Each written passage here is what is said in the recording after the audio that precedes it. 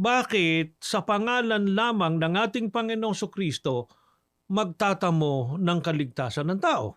Ang sagot ay nakasulat sa 1:3 at ang talatay 18. Ganito ang ating pong mababasa. Ang sumasampalataya sa Kanya ay hindi hinahatulan.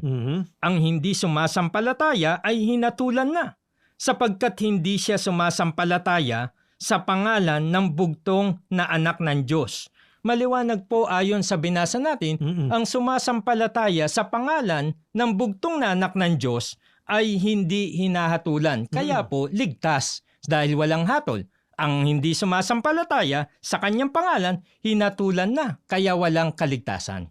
Bakit ganon kapag sumampalataya? Paano yung kanilang mga nagawang kasalanan? Sa unang 1, sa 2 at ang talata ay 12, pakinggan po ninyo mga mahal po naming taga-subaybay, ganito po nakasulat. Kayo'y sinusulatan ko, mumunti kong mga anak, sapagkat ipinatawad sa inyo ang inyong mga kasalanan dahil sa kanyang pangalan.